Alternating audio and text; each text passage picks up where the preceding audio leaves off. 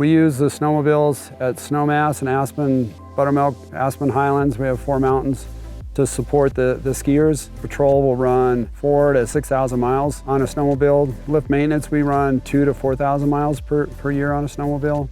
My name is Greg Hoffman. My role at Snowmass is Director of Lift Maintenance. We're in charge of 26 lifts, 26 guys, and 42 snowmobiles.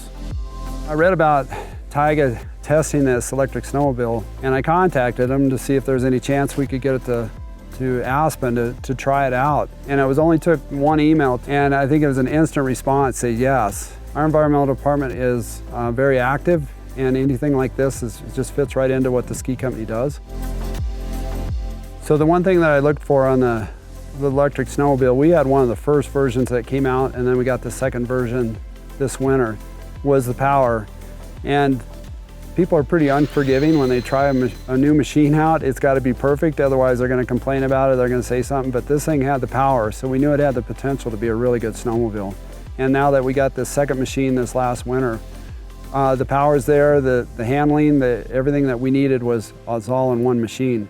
The one advantage to an electric snowmobile, and when the snow gets hard and you're coming down a hill, that it comes down on regen. It's braking and it's charging the battery at the same time, which is huge.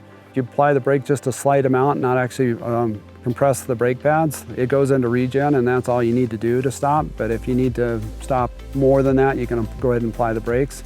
We played with the throttle braking. This is what I call it, is where you let off the throttle and it actually goes into braking mode, goes into regen.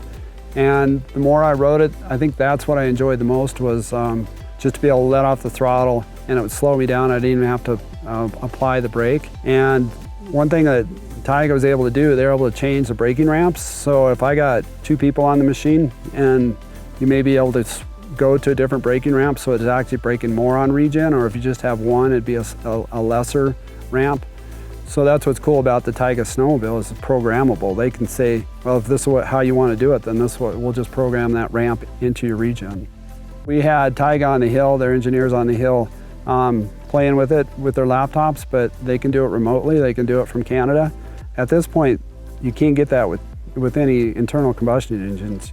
On the maintenance-wise for snowmobiles, we do 1,000 miles. Every 1,000 miles, we run our 4-strokes in and change oil on them and go through them. The 2-strokes, the engines on a 2-strokes, they're right around 3,000 to 4,000 miles. We rebuild the engines, and then at 7,000 miles, we pretty much say they're shot and we need to replace them. With electric technology, they're getting 300,000 miles on a Tesla, I hear, and on the battery packs, 150,000 miles on the battery packs.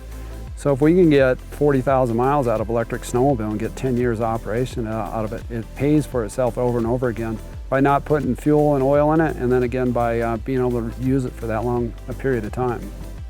One thing we have troubles with is some of our departments don't run or warm their snowmobiles up very much, and then they take off and we lose engines. The engine can seize up because it's too cold. Well, electric snowmobile, you push a button, tells you when it's ready to go, and it goes. It's pretty much instant.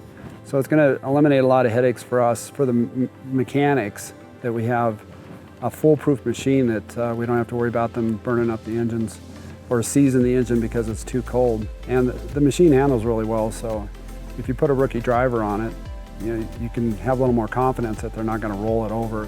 We got the perfect situation for electric.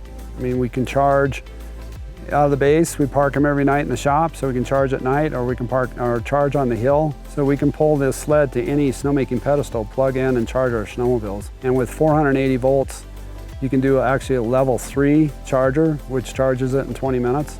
I think the ski area is probably one of the best applications, maybe the rental fleet, for electric snowmobiles. And obviously we're looking for clean energy for the mountain, and if we're not burning gas or going through oil, it's a huge benefit to our environmental department and just our state of mind. Yeah, it's exciting for me to see what's going to be in the future and to be a part of it.